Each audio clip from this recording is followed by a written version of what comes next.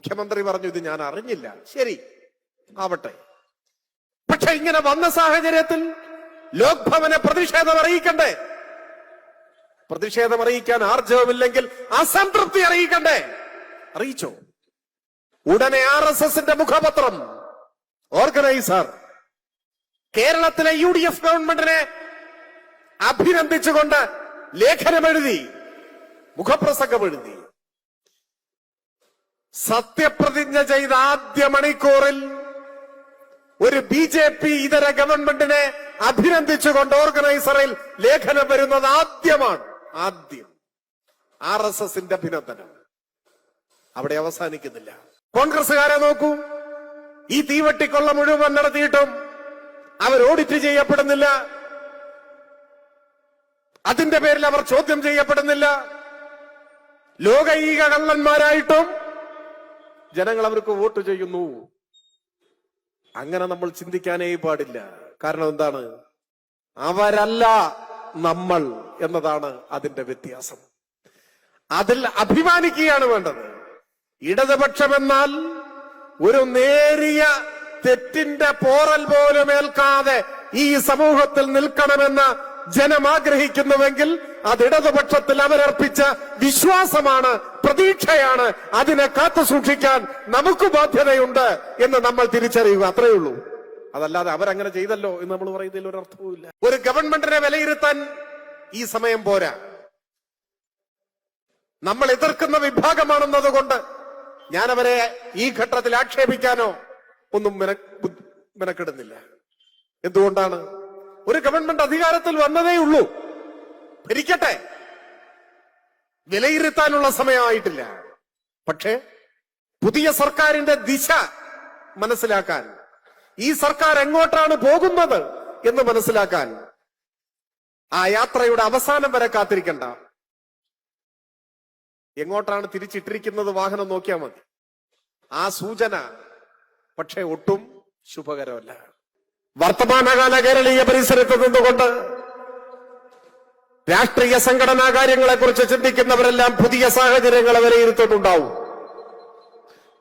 നമ്മുടെ രാജ്യത്ത് കേരളത്തിലെ ഇടതുപക്ഷത്തിന്റെ തെരഞ്ഞെടുപ്പ് പരാജയം മാത്രമല്ല ചർച്ച ചെയ്യേണ്ടത്. കേരളത്തോടൊപ്പം കേരളം ഉൾപ്പെടെ 5 സംസ്ഥാനങ്ങളിൽ തെരഞ്ഞെടുപ്പ് നടന്നു. കേരളം ഉൾപ്പെടെ 5 സംസ്ഥാനങ്ങളിൽ. ഈ 5ഇടത്തെയും ജനവിധി ഇന്ത്യയുടെ മതനിരപേക്ഷതയെയും ജനാധിപത്യത്തെയും ശക്തിപ്പെടുത്തുന്നതല്ല. അതാണ് വസ്തുത. ഒപ്പം സംഘപരിവാർ മുൻപോട്ട് വയ്ക്കുന്ന വിദ്വേഷത്തിന്റെ രാഷ്ട്രീയത്തിനെതിരെ ശക്തിമത്തായ രാഷ്ട്രീയ നിലപാട് സ്വീകരിച്ചിരുന്ന 3 സംസ്ഥാനങ്ങൾ, സംസ്ഥാന ഗവൺമെന്റുകൾ, ആ 3 സംസ്ഥാന ഗവൺമെന്റുകൾക്കും തിരിച്ചടി നേരിട്ടു. കേരളവും തമിഴ്നാടും ബംഗാളും. ആസാമിലും പോണ്ടിച്ചേരിയിലും നേരത്തെ ഞാൻ പറഞ്ഞ രാജ്യവിരുദ്ധരെന്ന് വിശേഷിപ്പിക്കാവുന്ന വിദ്വേഷത്തിന്റെ ശക്തികൾക്ക് തന്നെ സ്വാധീനമുറ. സത്യത്തിൽ നമ്മുടെ രാജ്യത്തെ മാത്രം ഒരു പ്രശ്നമല്ല. കഴിഞ്ഞ 4 മാസത്തിനുള്ളിൽ തെരഞ്ഞെടുപ്പ് നടന്ന ലോകത്തിലെ വിവിധ രാജ്യങ്ങളിലും വലതുപക്ഷവും തീവ്ര വലതുപക്ഷവുമാണ് തിരഞ്ഞെടുക്കപ്പെട്ടതെന്ന് വസ്തുത നാം കാണേണ്ടതുണ്ട്. ജപ്പാനിൽ, ഹംഗറിയിൽ, ബ്രിട്ടനിൽ, ബംഗ്ലാദേശിൽ, നേപ്പാളിൽ, ഈ രാജ്യങ്ങളിലെല്ലാം ബ്രിട്ടൻ ഒഴികെയുള്ളയിടത്ത് അവരുടെ പാർലമെന്റുകളിലേക്കും ബ്രിട്ടനിൽ തദ്ദേശ സ്ഥാപനങ്ങളിലേക്കുമാണ് തെരഞ്ഞെടുപ്പ് നടന്നത്. എല്ലായിടത്തും വലതുപക്ഷം തെരഞ്ഞെടുക്കപ്പെടുന്നതിനാണ് സാക്ഷ്യം വഹിച്ചത്. ചിലയിടത്ത് വലതുപക്ഷം പരാജയപ്പെട്ടിടത്ത് തീവ്ര വലതുപക്ഷം വന്നു. അതാണ് അനുഭവം. അപ്പൊ തെരഞ്ഞെടുപ്പുകൾ എന്ന് പറഞ്ഞാൽ ഇങ്ങനെയാണ്. ഏതെങ്കിലും ഒരു തെരഞ്ഞെടുപ്പിൽ ലോകം അവസാനിച്ചു പോകില്ല. തെരഞ്ഞെടുപ്പുകളിൽ ജയപരാജയങ്ങൾ ഉണ്ടാവും. വിവിധ സന്ദർഭങ്ങളുടെ പ്രത്യേകതകളുടെ കൂടി അടിസ്ഥാനത്തിൽ ചിലപ്പോഴെല്ലാം വലതുപക്ഷ ശക്തികൾ മേൽക്കൈ നേടിയെന്ന് വരും. അതിന്റെ അർത്ഥം ഇടതുപക്ഷ രാഷ്ട്രീയത്തിന്റെ പ്രസക്തി നഷ്ടമായി എന്നല്ല. കഴിഞ്ഞ ദിവസമാണ് ഓസ്ട്രിയയിൽ ഇടതുപക്ഷ മുന്നേറ്റത്തിന്റെ തെരഞ്ഞെടുപ്പ് വാർത്തകൾ പുറത്തു വന്നത്. അതങ്ങനെ ഈ മഹാപ്രപഞ്ചത്തിൽ ഓരോ ഇടത്തും തെരഞ്ഞെടുപ്പുകളിൽ വ്യത്യസ്തമായ സാഹചര്യങ്ങളിൽ വ്യത്യസ്തമായ റിസൾട്ടുകൾ ഉണ്ടാവും. ഓരോ തെരഞ്ഞെടുപ്പ് പരാജയവും വിജയവും ശരിയായി വിശകലനം ചെയ്ത് ശരിയായ നിലപാട് സ്വീകരിക്കുക എന്നതാണ് പ്രധാനം. നമുക്ക് കേരളത്തിലേക്ക് തന്നെ മടങ്ങി വരാം. ഒരു ദശാബ്ദം നീണ്ട ഇടതുപക്ഷ ഭരണത്തിന് ശേഷം ഇവിടെ ഇപ്പോ ഒരു ഇടതുപക്ഷത്തിന് ഒരു തിരിച്ചടി നേരിട്ട സാഹചര്യത്തിലാണ് നമ്മൾ ഇവിടെ നിൽക്കുന്നത്. അപ്പൊ ചില ആളുകൾ പറയുന്നുണ്ട് ഇത് അവസാനത്തെ ജനവിധിയാണ് എന്ന വിധത്തിൽ ജനങ്ങൾ ശരിയായ വിലയിരുത്തൽ വിധിയെഴുത്ത് നടത്തി. അതുകൊണ്ട് സമ്പൂർണമായി എല്ലാ തെരഞ്ഞെടുപ്പ് വിധിയെഴുത്തിനെയും തൊഴുത് നമസ്കരിച്ച് കുമ്പിട്ട് നിൽക്കണമെന്ന വിധത്തിലാണ്. ഇടതുപക്ഷത്തെ സംബന്ധിച്ചിടത്തോളം തെരഞ്ഞെടുപ്പ് വിജയങ്ങളെ, തെരഞ്ഞെടുപ്പ് പരാജയങ്ങളെ അതിന്റെ അർത്ഥവ്യാപ്തിയിൽ തന്നെ സ്വീകരിക്കുക എന്നതാണ് പതിവുള്ളത്. തെരഞ്ഞെടുപ്പ് പ്രക്രിയയിൽ നിങ്ങൾ പങ്കെടുക്കുന്നുവെങ്കിൽ തെരഞ്ഞെടുപ്പ് വിധിയെടുത്ത് എന്തായാലും സ്വീകരിക്കാൻ നിങ്ങൾ ബാധ്യസ്ഥരാണ്, അംഗീകരിക്കാൻ ബാധ്യസ്ഥരാണ്. തെരഞ്ഞെടുപ്പ് പ്രക്രിയയിൽ പങ്കാളിയായ ഏതൊരാൾക്കും മത്സരിക്കുന്നവർ, വോട്ട് ചെയ്യുന്നവർ, മത്സരിക്കുന്ന രാഷ്ട്രീയ പാർട്ടികൾ, മുന്നണികൾ തെരഞ്ഞെടുപ്പിലെ വിധിയെഴുത്ത് എന്തായാലും അത് അംഗീകരിക്കാൻ ബാധ്യതപ്പെട്ടവരാണ്. അതുകൊണ്ട് കേരളത്തിലെ ഈ ജനവിധിയെ നമ്മൾ അംഗീകരിക്കുന്നു, ഒരു സംശയവുമില്ല, നമ്മൾ അംഗീകരിക്കുന്നു, ആ ജനവിധിയെ സ്വീകരിക്കുന്നു. അതിന്റെ അർത്ഥം ആ ജനവിധി സമ്പൂർണമായും സ്വാഗതം ചെയ്യപ്പെടേണ്ട ജനവിധിയാണ്, അതിന്റെ മുന്നിൽ തൊഴുതു നിൽക്കുമെന്നല്ല. അങ്ങനെയൊന്നും ചിന്തിച്ചുകൂടാ. എന്തുകൊണ്ടല്ല? ലോകത്തിൽ ഇന്നേ വരെ ഉണ്ടായ എല്ലാ ജനവിധികളും മഹത്തരമാണ് എന്ന അഭിപ്രായമുള്ള ആരെങ്കിലും ഉണ്ട്? അങ്ങനെയാണ് നിങ്ങളുടെ അഭിപ്രായമെങ്കിൽ ഈ കഴിഞ്ഞ 3 പാർലമെന്റ് തെരഞ്ഞെടുപ്പുകളിലായി സംഘപരിവാരം ഇന്ത്യയിൽ ജയിച്ചു വന്നു. നരേന്ദ്രമോദി പ്രധാനമന്ത്രിയായി തുടരുന്നു.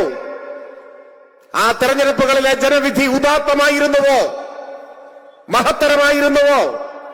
ഇന്ത്യൻ ജനാധിപത്യത്തെ ശക്തിപ്പെടുത്തുന്നതാണോ? ഇന്ത്യയുടെ മതനിരപേക്ഷ അടിത്തറയെ കൂടുതൽ ബലപ്പെടുത്തുന്നതാണോ? ഇന്ത്യയിലെ ആ ജനവിധിയെ ആ അർത്ഥത്തിൽ നിങ്ങൾ സ്വാഗതം ചെയ്യുമോ? അതാണ് ഇന്ത്യയിലെ മതനിരപേക്ഷവാദികൾ മറുപടി പറയേണ്ട ചോദ്യം. അംഗീകരിക്കേണ്ടി വരും. കാരണം എന്താണ്? നമ്മൾ പാർലമെന്റ് ഇലക്ഷനിൽ മത്സരിച്ച കൂട്ടരാണ്, ആ പ്രക്രിയയിൽ പങ്കാളികളായവരാണ്. സ്വാഭാവികമായും തെരഞ്ഞെടുപ്പിന്റെ റിസൾട്ട് വരുമ്പോ നമ്മൾ ജയിച്ചാൽ അംഗീകരിക്കും, തോറ്റാൽ അംഗീകരിക്കില്ല എന്ന് പറയുന്നത് ശരിയല്ല. അത് ജനാധിപത്യ മര്യാദയല്ല.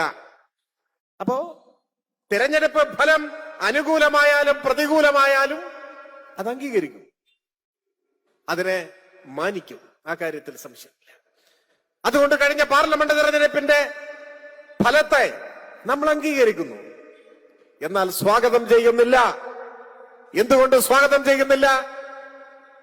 ഇന്ത്യയെ പോലൊരു ബഹുസ്വര രാഷ്ട്രത്തെ ലോകരാജ്യങ്ങളുടെ മുൻപാകെ അഭിമാനത്തോടെ തലയുയർത്തി നിൽക്കാൻ പ്രാപ്തമാക്കും വിധം മതനിരപേക്ഷതയുടെ അടിത്തറയിൽ നിന്ന് നയിക്കാൻ ശേഷിയുള്ളവരല്ല തിരഞ്ഞെടുക്കപ്പെട്ടത്, സംഘപരിവാരമാണ്. RSS നിയന്ത്രിത ഗവൺമെന്റാണ് വന്നത്.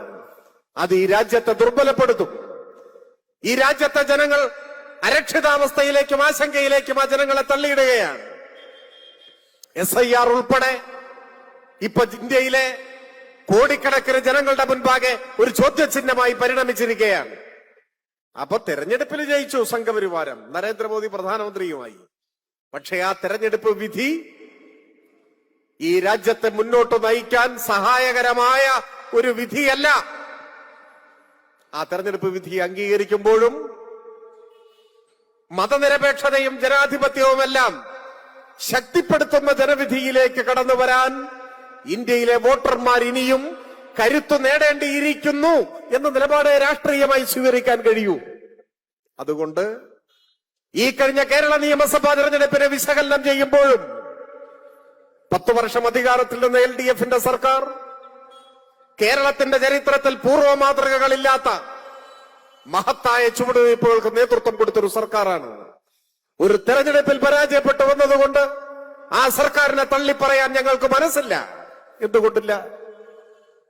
എക്കാലത്തും മാനിക്കപ്പെടേണ്ട, അംഗീകരിക്കപ്പെടേണ്ട ഉദാത്തമായ മാതൃകകൾക്ക് ചിലതിനെങ്കിലും തുടക്കം കുറിക്കാൻ ആ സർക്കാരിന് കഴിഞ്ഞു. ഞാൻ ഓരോന്നായി വിശദീകരിക്കുന്നില്ലെങ്കിലും ഒന്ന് രണ്ട് കാര്യങ്ങൾ മാത്രം സൂചിപ്പിക്കുകയാണ്. സാധാരണ ഇതുവരെയുള്ള അനുഭവം, രാഷ്ട്രീയ പാർട്ടികൾ തെരഞ്ഞെടുപ്പ് വരുമ്പോൾ പ്രകടന പത്രികകൾ പുറത്തിറക്കും. ഞങ്ങൾ ജയിച്ചാൽ എന്തൊക്കെ കാര്യങ്ങൾ നടപ്പാക്കും. തെരഞ്ഞെടുപ്പ് കഴിഞ്ഞാൽ പിന്നെ അതെല്ലാം മറക്കും. ഇതായിരുന്നില്ലേ അനുഭവം? ബിജെപിയുടെ നേതാവ് ശ്രീമാൻ PS ശ്രീധരൻപിള്ളയോട് കുറച്ചു വർഷങ്ങൾക്ക് മുൻപ് മാധ്യമപ്രവർത്തകർ തെരഞ്ഞെടുപ്പ് പ്രകടന പത്രികയിൽ പറഞ്ഞ കാര്യങ്ങൾക്ക് കടകവിരുദ്ധമായി കേന്ദ്ര സർക്കാർ നടപടികൾ സ്വീകരിക്കുന്നതിനെ കുറിച്ച് ചോദിച്ചപ്പോ അദ്ദേഹം പറഞ്ഞ മറുപടി, പ്രകടന പത്രികയോ, അതൊരു കോമഡിയല്ലേ എന്നാണ്. മലയാള മനോരമയിൽ അങ്ങനെ അച്ചടിച്ചു വരികയുണ്ടായി. അതായിരുന്നു സ്ഥിതി. എന്നാൽ പ്രകടന പത്രിക എന്നത് ഉത്തരവാദിത്വ ബോധത്തോടെ ഒരു രാഷ്ട്രീയ പ്രസ്ഥാനം വോട്ടർമാരുടെ മുൻപാകെ വയ്ക്കുന്ന ആധികാരിക രേഖയാണെന്നും അത് കോമഡി അല്ലെന്നും, തിരഞ്ഞെടുക്കപ്പെട്ടാൽ ആ പ്രകടന പത്രികയോട് നീതി പുലർത്തിക്കൊണ്ട് നയങ്ങൾ ആവിഷ്കരിക്കണമെന്നും, ഓരോ വർഷവും പ്രകടന പത്രികയിൽ പറഞ്ഞ വാഗ്ദാനങ്ങൾ യാഥാർത്ഥ്യമാക്കുന്നതിന്റെ പുരോഗതി ജനങ്ങളുടെ മുൻപാകെ രേഖാമൂലം നൽകണമെന്നുമുള്ള ഒരു പുതിയ രാഷ്ട്രീയ സംസ്കാരത്തിന് കേരളത്തിൽ തുടക്കം കുറിച്ചു. നല്ലതോ ചീത്തയോ നിങ്ങൾ ആലോചിച്ചു നോക്കൂ. രാഷ്ട്രീയത്തെ മൂല്യവത്താക്കി മാറ്റാൻ, രാഷ്ട്രീയ പ്രവർത്തനത്തിന്റെ നിലവാരമുയർത്താൻ, ജനങ്ങളോടുള്ള പ്രതിബദ്ധത പോർലേൽക്കാതെ സംരക്ഷിക്കാൻ സഹായകരമായ, ചരിത്രത്തിലെ സുപ്രധാനമായ ഒരു ചുവടുവയ്പ്പിന് നേതൃത്വം കൊടുത്തത് LDF സർക്കാരാണ്. ഇനി വരുന്ന സർക്കാരുകൾ ഏത് സർക്കാരായാലും ഈ പാത പിന്തുടരാൻ അവർ ബാധ്യതപ്പെട്ടവരാണ്. അങ്ങനെയാണ് രാഷ്ട്രീയത്തിൽ ഇടപെടുക. ഇങ്ങനെ എത്രയെത്ര പുതിയ സംസ്കാര രീതികൾ, പുതിയ രാഷ്ട്രീയ സംസ്കാരം നമ്മൾ കൊണ്ടുവന്നു. വൻകിട വികസന പ്രവർത്തനവും ഏറ്റവും സാധാരണക്കാരായ മനുഷ്യരുടെ ജീവിതത്തിൽ ആശ്വാസമായി അനുഭവപ്പെടുന്ന ക്ഷേമ പദ്ധതികളും രണ്ടും സമന്വയിപ്പിക്കാൻ LDF സർക്കാർ ശ്രമിച്ചു. ദേശീയപാത വികസനവും മലയോരപാതയും തീരദേശപാതയും K4ഉം ഇന്ത്യയിലെ ആദ്യത്തെ വാട്ടർ മെട്രോയും ഡിജിറ്റൽ യൂണിവേഴ്സിറ്റിയും എന്നിങ്ങനെ വൻകിട പദ്ധതികൾ ആവിഷ്കരിച്ചതിന് നേതൃത്വം കൊടുക്കുമ്പോൾ തന്നെ സ്ത്രീ സുരക്ഷാ പെൻഷനും നമ്മൾ യാഥാർത്ഥ്യമാക്കി, ക്ഷേമ പെൻഷൻ വർദ്ധിപ്പിച്ചു, പള്ളിക്കൂടവും ആശുപത്രിയും നന്നാക്കി. ഇതെല്ലാം സമന്വയിപ്പിക്കണം എന്ന പുതിയ കാഴ്ചപ്പാട്. വൻകിട വികസന പ്രവർത്തനവും ജനക്ഷേമ പദ്ധതികളും സമന്വയിപ്പിക്കുക. ആ സമന്വയം ഭംഗിയായി നിർവഹിക്കാൻ കഴിഞ്ഞു കേരളത്തിന്റെ മണ്ണിൽ. മഹാദുരന്തങ്ങൾ ഈ നാടിന് നേരെ വരുമ്പോ മഹാപർവ്വതം കണക്കെ പ്രതിരോധം ഉയർത്തിക്കൊണ്ടുവരാൻ നേരിട്ട് നേതൃത്വം കൊടുക്കാൻ സർക്കാരിന് കഴിഞ്ഞു. ലോകത്തിന്റെ മുന്നിൽ അക്കാര്യത്തിൽ നമ്മൾ മാതൃകയായി. സ്കാൻഡിനേവിയൻ രാജ്യങ്ങളോട് മത്സരിക്കാൻ കഴിയും വിധം ഇവിടുത്തെ പ്രാഥമിക വിദ്യാഭ്യാസം, ആരോഗ്യ പരിപാലനമെല്ലാം മെച്ചപ്പെടുത്തിയെടുക്കാൻ നമുക്ക് കഴിഞ്ഞു. ഇങ്ങനെയെല്ലാം ചെയ്താൽ തെരഞ്ഞെടുപ്പിൽ ജയിച്ചോളണമെന്നൊന്നുമില്ല. തെരഞ്ഞെടുപ്പിൽ ജയിച്ചില്ലെന്ന് കരുതി ഇങ്ങനെ ചെയ്യാതിരിക്കാനും പറ്റില്ല. ഇനി ഇടതുപക്ഷം വീണ്ടും അധികാരത്തിലേക്ക് വരുമ്പോഴും ഏറ്റവും സാധാരണക്കാരായ മനുഷ്യരുടെ ക്ഷേമവും നാടിന്റെ വികസനവും തന്നെയായിരിക്കും ഇടതുപക്ഷത്തിന്റെ മുഖമുദ്ര എന്ന കാര്യത്തിൽ സംശയം വേണ്ട. തെരഞ്ഞെടുപ്പിൽ പരാജയപ്പെട്ടു എന്നതുകൊണ്ട് ഏറ്റവും ശരിയായ നിലപാടുകളെ കൈയൊഴിയാൻ പറ്റില്ല. ചില തെരഞ്ഞെടുപ്പുകളിൽ ചിലപ്പോൾ തെറ്റായ സമീപനങ്ങൾ ജയിച്ചു എന്ന് വരും. ഒരു തെരഞ്ഞെടുപ്പിൽ ജയിച്ചതുകൊണ്ട് തെറ്റ് ശരിയാവില്ല. ഒരു തെരഞ്ഞെടുപ്പിൽ തോറ്റതുകൊണ്ട് ശരി തെറ്റാവുകയുമില്ല. തെറ്റിനെയാണ് ശരിയായി കരുതിയതെന്ന് ജനങ്ങൾ തിരിച്ചറിയുമ്പോൾ ആവശ്യമായ തിരുത്തലുകൾ അവർ വരുത്തും. ഇത് പറയുന്നത് ഞങ്ങൾ ഇടതുപക്ഷം ഒരിക്കലും തെറ്റുപറ്റാത്തൊരു വിഭാഗമാണ് എന്ന മേനി നടിക്കലല്ല. അങ്ങനെയില്ല. നമുക്കും തെറ്റുകൾ പറ്റാം. അമാനുഷരല്ലല്ലോ. മനുഷ്യരിൽ അമാനുഷരില്ല. നമുക്കെല്ലാം തെറ്റുപറ്റാം. ചിലപ്പോ നല്ല ഉദ്ദേശത്തോടു കൂടി ചെയ്യുന്നൊരു കാര്യം വിപരീത ഫലമുണ്ടാക്കിയേക്കാം. 1000 ശരികൾക്കിടയിൽ ഒരര തെറ്റ് സംഭവിച്ചു പോയിട്ടുണ്ടാവാം. ഒരു ദുരഭിമാനവുമില്ലാതെ പറ്റിയ തെറ്റുകൾ തിരുത്താനുള്ള ആർജവം, കരുത്ത് ഇടതുപക്ഷ രാഷ്ട്രീയത്തിനുണ്ട്. ജനങ്ങളിൽ നിന്ന് പഠിക്കും. തിരുത്തണമെന്ന് ജനം പറഞ്ഞാൽ തിരുത്തും. പക്ഷേ ജനങ്ങൾക്കിടയിൽ വ്യാമോഹം ഉണ്ടായിട്ടുണ്ടെങ്കിൽ, തെറ്റിദ്ധാരണ വന്നിട്ടുണ്ടെങ്കിൽ അവരോടൊപ്പം നിന്ന് അത് തിരുത്തുകയും ചെയ്യും. അങ്ങനെയാണ് ജനങ്ങൾക്ക് വേണ്ടി ജനങ്ങളോടൊപ്പം നിന്ന് മുന്നോട്ട് പോവുക എന്നതാണ് ഏറ്റവും പ്രധാനമായിട്ടുള്ള കാര്യം. അത്തരത്തിലുള്ള ദിശയിലാണ് ഇതുവരെ ഇടതുപക്ഷം മുൻപോട്ട് പോയിട്ടുള്ളത്. അതുകൊണ്ട് ഈ തെരഞ്ഞെടുപ്പ് പരാജയം ഇടതുപക്ഷത്തെ സംബന്ധിച്ചിടത്തോളം ഒരു ദുരന്തമായിട്ടല്ല, മറിച്ച് ഒരനുഭവമായാണ് സ്വീകരിക്കുന്നത്, പരിഗണിക്കുന്നത്. ഈ തെരഞ്ഞെടുപ്പ് പരാജയത്തിൽ നിന്നും ഊർജം ഉൾക്കൊള്ളുകയാണ് ചെയ്യുക. മാർക്സ് തന്നെ പറയുന്നുണ്ട്, മഹാവിജയങ്ങളിൽ നിന്നും മാത്രമല്ല, പരാജയങ്ങളിൽ നിന്നും ഊർജം ഉൾക്കൊണ്ടാണ് ഈ പ്രത്യയശാസ്ത്രം കരുത്തു നേടുക, മുൻപോട്ട് പോവുക. ഇപ്പോ കേരളത്തിൽ തന്നെ ഇന്നലകളിലേക്ക് തിരിഞ്ഞു നോക്കിയാൽ എന്തെന്ത് അനുഭവങ്ങൾ നമ്മുടെ മുന്നിലുണ്ട്, എത്രയെത്ര അനുഭവങ്ങൾ. ഇതിനേക്കാൾ ആഘാതമേറിയ തോൽവികളെ നേരിട്ടിട്ടില്ലേ? ഉണ്ട്. തിരിച്ചു വന്നിട്ടില്ലേ? വന്നിട്ടുമുണ്ട്. 977 പാർലമെന്റ് തെരഞ്ഞെടുപ്പിൽ കേരളത്തിൽ നമുക്ക് കിട്ടിയത് 0 സീറ്റായിരുന്നു. 0. ഇപ്പൊ 1 സീറ്റ് ഉണ്ട്. അന്ന് അതും ഉണ്ടായിരുന്നില്ല. 0 സീറ്റ്. ഇടതുപക്ഷത്തിന്റെ കാലം കഴിഞ്ഞുവെന്ന് കണക്ക് കൂട്ടിയവരെ നിരാശപ്പെടുത്തിക്കൊണ്ടാണ് 3 വർഷം തികയുന്നതിന് മുൻപ് കേരളത്തിന്റെ മുഖ്യമന്ത്രിയായി സത്യപ്രതിജ്ഞ ചെയ്ത നേതാവിന്റെ പേര് EK നായനാർ എന്നായിരുന്നുവെന്ന് ഈ നാട് അഭിമാനത്തോടെ ഓർക്കുന്നുണ്ട്. 80 ആ ഗവൺമെന്റ് 82 പോയി. 82 ഇടതുപക്ഷം തോറ്റു. നല്ല തോൽവി. AK ആന്റണി ആവേശഭരിതനായി. അദ്ദേഹം പറഞ്ഞു, ഇനിയൊരു 100 വർഷത്തേക്ക് കേരളത്തിൽ ഇടതുപക്ഷം അധികാരത്തിൽ വരില്ല. 1982 AK ആന്റണിയുടെ പ്രവചനമായിരുന്നു. എന്നാൽ 5 വർഷം കഴിഞ്ഞ് തെരഞ്ഞെടുപ്പ് നടന്നപ്പോ ഇടതുപക്ഷത്തിന്റെ കേരള ചരിത്രത്തിലെ ഏറ്റവും തിളക്കമാർന്ന വിജയമെന്ന് പലരും വിശേഷിപ്പിക്കുന്ന മഹാവിജയം 87 അങ്ങനെയാണ്. ഏതെങ്കിലും ഒരു ബിന്ദുവിൽ ചലനമറ്റു നിൽക്കുന്നതല്ല രാഷ്ട്രീയം, സമൂഹം, കാലം. അത് മുന്നേറിക്കൊണ്ടേയിരിക്കും. ശരിയായ രാഷ്ട്രീയ നിലപാടുകളോടൊപ്പം ഇന്നല്ലെങ്കിൽ നാളെ ഈ നാടാകെ അണിനിരക്കും. രാഷ്ട്രീയ പാർട്ടികൾ മാത്രമല്ല, ജനങ്ങളും തെറ്റു തിരുത്തിക്കൊണ്ടാണ് മുൻപോട്ട് പോകുക. അത് സാർവദേശീയമായ ഒരു പ്രതിഭാസമാണ്. പിന്നെ ഇടതുപക്ഷ പ്രസ്ഥാനങ്ങൾക്ക് നേതൃത്വം കൊടുക്കുന്നവർ നമ്മളെല്ലാം എല്ലായ്പ്പോഴും ഓർത്തു വെക്കേണ്ട ഒരു കാര്യമുണ്ട്.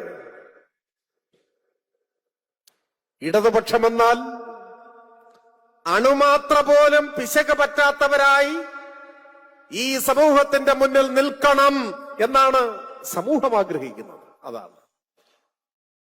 വലതുപക്ഷത്തിന്റെ കാര്യത്തിൽ കുറച്ച് പ്രിവിലേജ് ഉണ്ട്. അപ്പൊ അവരങ്ങനെ ചെയ്തല്ലോ എന്ന് നമ്മൾ പറഞ്ഞാൽ അത് സ്വീകാര്യമല്ല. അതാണ്. ഇപ്പൊ വയനാട് മുണ്ടക്കൈ ദുരന്ത ബാധിതരെ വീട് നൽകി സഹായിക്കുമെന്ന് പറഞ്ഞ് കോടികൾ പിരിച്ച് അത് മോഷ്ടിച്ചതിനെ കുറിച്ച് തുടക്കത്തിൽ ഞാൻ പറഞ്ഞു. പക്ഷെ അതൊരു വലിയ പ്രശ്നമായി നമ്മുടെ സമൂഹം കണക്കാക്കുന്നില്ല. അതെന്തുകൊണ്ടാണ്? കോൺഗ്രസിനെ സംബന്ധിച്ചിടത്തോളം കളവ് അനുവദനീയമായൊരു കാര്യമാണ്. അവരങ്ങനെ ചെയ്താലും നമ്മുടെ സമൂഹം അവരോട് പുറത്തു കൊടുക്കും. എന്നാൽ ഒരു പൈസയുടെയെങ്കിലും ഒരു ക്രമക്കേട് ഇടതുപക്ഷത്തിന്റെ ഭാഗത്തുനിന്നുണ്ടായാൽ കഠിനമായി നമ്മളെ ശിക്ഷിക്കും. അതാണ് കേരള രാഷ്ട്രീയത്തിന്റെ പ്രത്യേകത. നിങ്ങൾ നോക്കൂ, മൺമറഞ്ഞു പോയ കോൺഗ്രസിന്റെ കേരളത്തിലെ എക്കാലത്തെയും തലയെടുപ്പുള്ള നേതാവ് ശ്രീ K കരുണാകരൻ, അദ്ദേഹത്തിന്റെ സ്മാരക മന്ദിരം നിർമ്മിക്കാൻ ഇതിനോടകം 4 തവണ പണം പിരിച്ചു. 4 തവണ പണം പിരിച്ചു. ഒരു ചെറിയ കല്ലുപോലും അവിടെ വെച്ചിട്ടില്ല. 5-ാം തവണ പണം പിരിക്കാൻ പോവുകയാണ്. 5-ാം തവണയും പണം പിരിക്കും, ജനങ്ങൾ പൈസ കൊടുക്കും. ഈ കൊടുക്കുന്ന ജനങ്ങൾക്കറിയാം ഈ പൈസ മോട്ടിക്കും, അത് അറിഞ്ഞോട്ട് കൊടുക്കുകയാണ്. 6-ാം തവണ ഇനിയും പിരിക്കാൻ വരും എന്നവർക്കറിയാം. പക്ഷെ അത് കോൺഗ്രസിന് അനുവദനീയമാണ്. വയനാട് മുണ്ടക്കയിൽ ദുരന്ത ബാധിതരെ വീട് നൽകാമെന്ന് പറഞ്ഞ് പറ്റിച്ച് പണം പിരിച്ചതിനെ കുറിച്ച് വീണ്ടും പറ്റിക്കാൻ വേണ്ടി ഒരു തറക്കല്ലിടൽ നാടകം നടത്തിയതിനെ കുറിച്ച് ഈ സമൂഹത്തിൽ ചർച്ച നടക്കുമ്പോ കോൺഗ്രസിന്റെ ഒരു സ്നേഹിതൻ എന്നോട് പറഞ്ഞു, നിങ്ങൾ ഈ കാര്യം ഇനി അധികം പറയാനൊന്നും പോണ്ട. എന്തുകൊണ്ടാണ്? ഇത് സമൂഹത്തിന് അറിയാം. ഞങ്ങൾ വീട് വെച്ചു കൊടുത്തില്ല എന്ന് നിങ്ങൾ പ്രസംഗിക്കുമ്പോ ഞങ്ങൾ വീട് വെച്ചു കൊടുക്കുമെന്ന് ജനം പ്രതീക്ഷിച്ചാലല്ലേ പ്രശ്നമുള്ളൂ. അവര് പ്രതീക്ഷിച്ചിട്ടില്ല. ഞങ്ങളിപ്പോ ഒരു തറക്കല്ലിട്ടു. ചരിത്രത്തിൽ ആദ്യമായിട്ടാണ് ഇങ്ങനെ ഒരു തറക്കല്ലെങ്കിലും ഞങ്ങൾ ഇടുന്നത്. അപ്പൊ അത് ഒരു പുതിയ കാര്യമാണ്. സാധാരണ ഞങ്ങൾ തറക്കല്ലേ ഇടാറില്ല. അതാണ് നമ്മുടെ സമൂഹം. പക്ഷെ ഇടതുപക്ഷത്തോ ഒരു കടുകുമണിയോളം പോലും തെറ്റ് ഇടതുപക്ഷത്തുണ്ടാവരുത് എന്ന് സമൂഹത്തിന് നിർബന്ധമാണ്. അങ്ങനെ ഉണ്ടായാൽ അത് പൊറുക്കില്ല. അതിൽ നമ്മൾ നിരാശപ്പെടേണ്ട കാര്യവുമില്ല. നിരാശപ്പെടേണ്ട വല്ല കാര്യമുണ്ടോ? കോൺഗ്രസുകാരെ നോക്കൂ. ഈ തീവട്ടിക്കൊള്ള മുഴുവൻ നടത്തിയിട്ടും അവർ ഓഡിറ്റ് ചെയ്യപ്പെടുന്നില്ല. അതിന്റെ പേരിൽ അവർ ചോദ്യം ചെയ്യപ്പെടുന്നില്ല. ലോകൈക കള്ളന്മാരായിട്ടും ജനങ്ങൾ അവർക്ക് വോട്ട് ചെയ്യുന്നു. അങ്ങനെ നമ്മൾ ചിന്തിക്കാനേ പാടില്ല. കാരണം എന്താണ്? അവരല്ല നമ്മൾ എന്നതാണ് അതിന്റെ വ്യത്യാസം. അതിൽ അഭിമാനിക്കുകയാണ് വേണ്ടത്. ഇടതുപക്ഷമെന്നാൽ ഒരു നേരിയ തെറ്റിന്റെ പോറൽ പോലും ഏൽക്കാതെ ഈ സമൂഹത്തിൽ നിൽക്കണമെന്ന് ജനം ആഗ്രഹിക്കുന്നുവെങ്കിൽ അത് ഇടതുപക്ഷത്തിൽ അവരർപ്പിച്ച വിശ്വാസമാണ്, പ്രതീക്ഷയാണ്. അതിനെ കാത്തു സൂക്ഷിക്കാൻ നമുക്ക് ബാധ്യതയുണ്ട് എന്ന് നമ്മൾ തിരിച്ചറിയുക. അത്രയേ ഉള്ളൂ. അതല്ലാതെ അവരങ്ങനെ ചെയ്തല്ലോ എന്ന് നമ്മൾ പറയുന്നതിൽ ഒരർത്ഥവുമില്ല. അങ്ങനെ നിൽക്കുമ്പോഴാണ് സമൂഹം ഒന്നടങ്കം നമ്മുടെ പിന്നിൽ അണിനിരക്കുക. അതുകൊണ്ട് ഈ തെരഞ്ഞെടുപ്പ് പരാജയം നേരത്തെ ഞാൻ പറഞ്ഞ ഘടകങ്ങളെല്ലാം നിലനിൽക്കുമ്പോൾ തന്നെ ശരിയായ സ്വയം വിമർശനത്തിന് നമ്മളും വിധേയമാക്കും.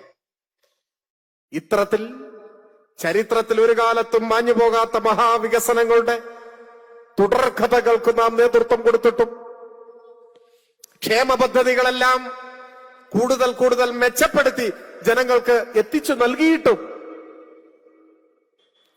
ആശുപത്രികളുടെയും പള്ളിക്കൂടങ്ങളുടെയും ഉൾപ്പെടെയുള്ള ജനങ്ങളെ നേരിട്ട് തന്നെ ബാധിക്കുന്ന മേഖലകളിലെല്ലാം ലോകോത്തരമായി നാം ഉയർന്നു നിന്നിട്ടും നാം പരാജയപ്പെട്ടു പോയത് എന്തുകൊണ്ട് എന്ന് സൂക്ഷ്മമായി പരിശോധിക്കുകയും ഈ മഹത്തായ വിജയഗാഥകൾക്കിടയിൽ എവിടെയെങ്കിലും ശ്രദ്ധ കുറവ് പറ്റിയിട്ടുണ്ടോ, നല്ല ഉദ്ദേശത്തോടു കൂടി ചെയ്ത കാര്യങ്ങളിൽ എവിടെയെങ്കിലും വിപരീതമായ ഫലം ഉണ്ടായിപ്പോയോ എന്ന് പരിശോധിക്കാൻ പ്രതിജ്ഞാബദ്ധമാണ് ഇടതുപക്ഷം.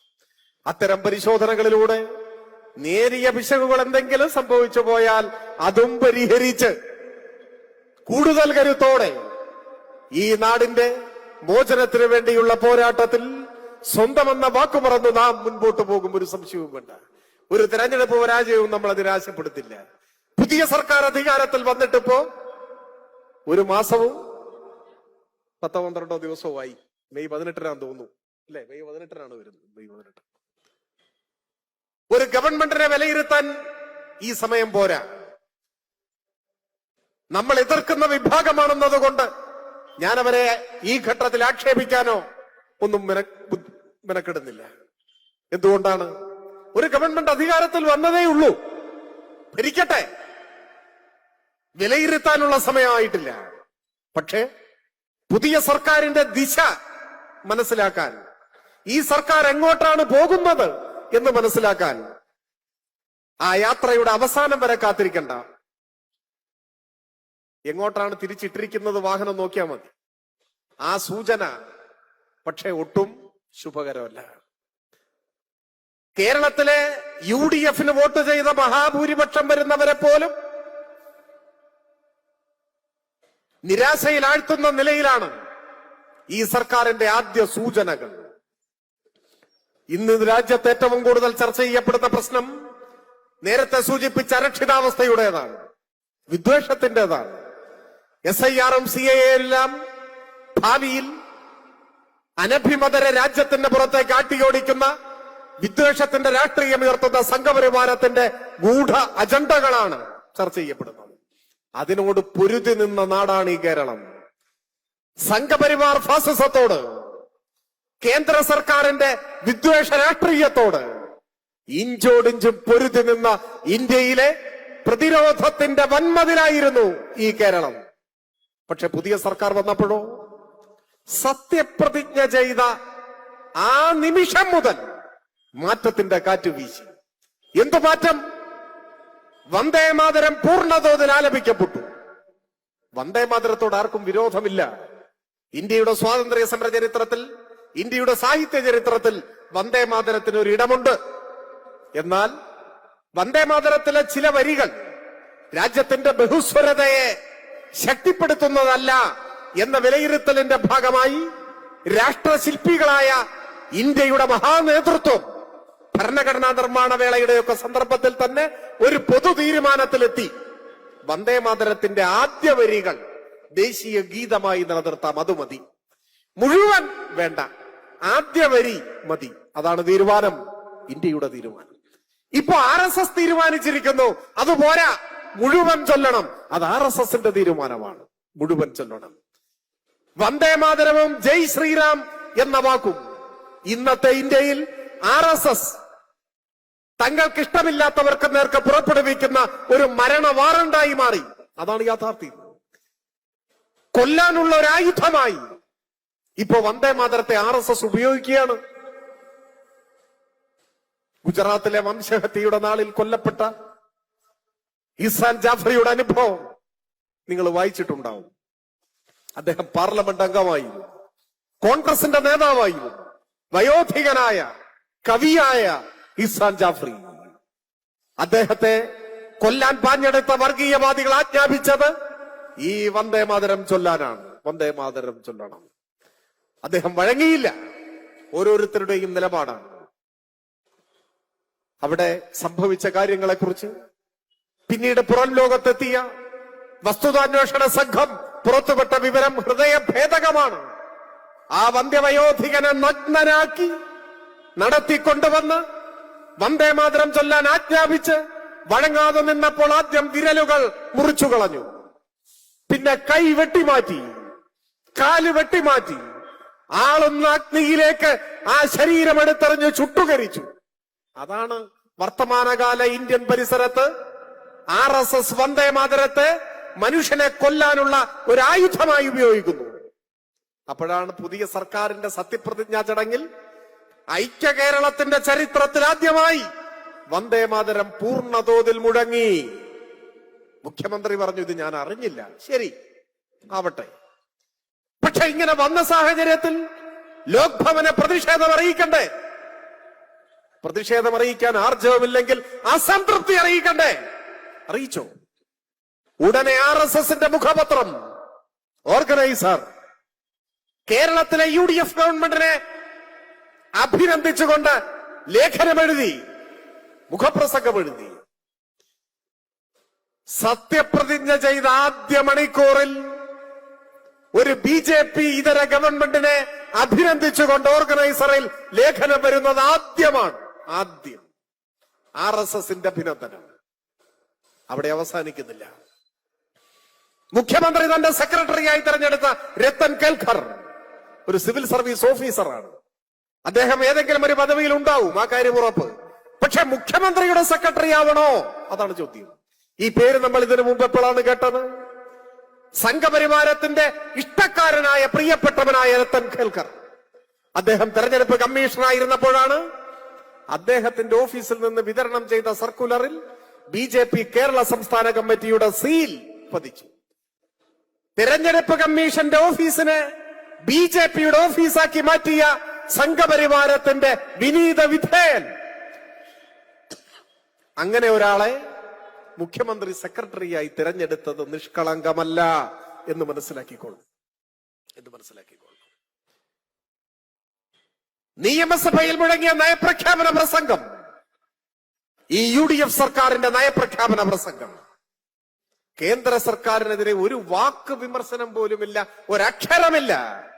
10 കൊല്ലത്തിനു ശേഷം ആദ്യമായി കേന്ദ്ര സർക്കാരിനെതിരെ കേരളത്തെ ശ്വാസം മുട്ടിച്ചു കൊല്ലാൻ, സാമ്പത്തികമായി ഞെരുക്കാൻ, കേരളീയരെ 2ാം തരം പൗരന്മാരാക്കി കണക്കാക്കുന്ന കേന്ദ്ര സർക്കാരിനെതിരെ ഒരു ദുർബലമായ വാക്കുകൊണ്ടുപോലും പ്രതിരോധം തീർക്കാൻ നയപ്രഖ്യാപന പ്രസംഗത്തിൽ തയ്യാറായില്ല.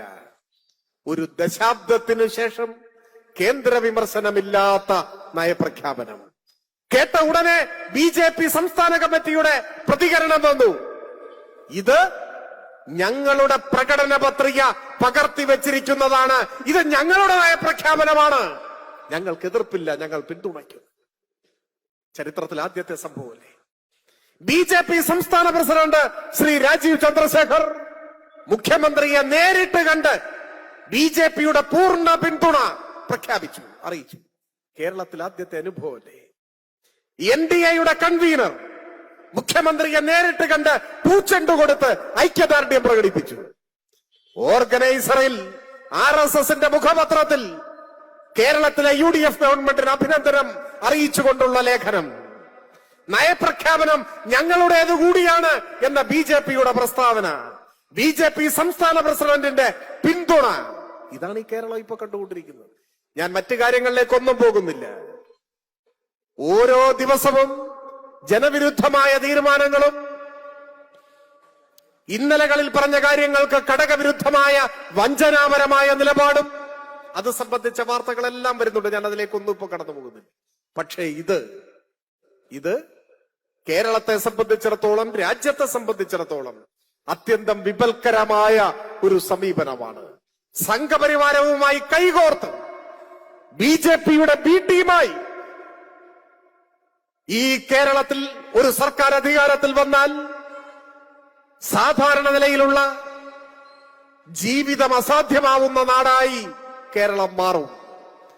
ഉത്തരേന്ത്യൻ സംസ്ഥാനങ്ങളിൽ പലയിടത്തും നമ്മൾ കേൾക്കുന്ന അത്യന്തം അനുചിതമായ വാർത്തകൾ നാളെ ഇവിടേക്കും വരും. ഇത് ഇന്നലെ വരെ കേരളം സ്വീകരിച്ചിരുന്ന നിലപാടുകളെ ഇന്ന് അപ്രസക്തമാക്കി മാറ്റുന്ന ഒന്നായി നമ്മുടെ മുൻപിൽ വരാൻ പോവുകയാണ്. ഈ അപകടത്തെയാണ് ഇപ്പോൾ നേരിടുന്നത്. ഞാൻ ചുരുക്കുകയാണ്. DYFIയെ സംബന്ധിച്ചിടത്തോളം ഏറ്റവും നിർണായകമായ ഒരു ഘട്ടമാണിത്. മതനിരപേക്ഷത പോർലേൽക്കാതെ സംരക്ഷിക്കാൻ, മതനിരപേക്ഷത പോർലേൽക്കാതെ സംരക്ഷിക്കുക എന്ന് പറഞ്ഞാൽ എല്ലാ മനുഷ്യർക്കും ജാതിമത ഭേദമന്യേ തുല്യരായി സമാധാനത്തോടെ, സംതൃപ്തമായി, അഭിമാനത്തോടെ ജീവിക്കാൻ കഴിയുന്ന ഒരു സാഹചര്യം എന്നുകൂടി അർത്ഥമുണ്ട്. അങ്ങനെയല്ല അർത്ഥം, അങ്ങനെ കൂടി അർത്ഥമുണ്ട്.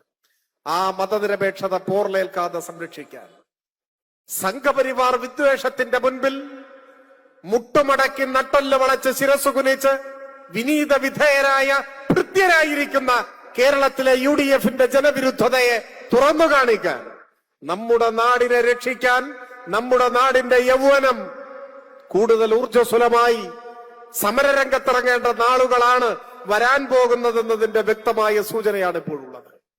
ജീവൻ നൽകിയും നാടിനെ കാത്തവരാണ് ഇന്നലകളിൽ DYFI. വരും നാളുകളിലും ആ മഹാപാരമ്പര്യം ഉയർത്തിപ്പിടിച്ച് DYFI നാടിന്റെ പ്രതീക്ഷയ്ക്കൊത്തുയരും എന്ന കാര്യത്തിൽ ഒരു സംശയവുമില്ല. ഒരർത്ഥത്തിൽ വരാനിരിക്കുന്ന സമര പ്രഖ്യാപനമാണ് ഇവിടെ ഓരോ സമ്മേളനത്തിന്റെയും വേദികളിൽ മുഴങ്ങുന്നതെന്ന് ഞാൻ കണക്കാക്കുകയാണ്. ഞാൻ കൂടുതൽ മറ്റു കാര്യങ്ങളിലേക്കൊന്നും കടന്നു പോകാതെ നാടിന്റെ ഭാവിയെ കരുതി DYFI എന്ന 4 അക്ഷരങ്ങളെ, ആ 4 അക്ഷരങ്ങൾ ആലേഖനം ചെയ്ത ശുഭ്രപതാകയുടെ കീഴിൽ അണിനിരന്ന ഇന്നത്തെ യൗവനത്തെ നമുക്ക് ഇന്നലകളിലെ യൗവനത്തിന് മനസ്സറിഞ്ഞ് പിന്തുണയ്ക്കാം, അവർക്ക് കരുത്തു പകരാം എന്നാശിച്ചുകൊണ്ട് ഞാൻ എന്റെ എളിയ വാക്കുകൾ അവസാനിപ്പിക്കുന്നു.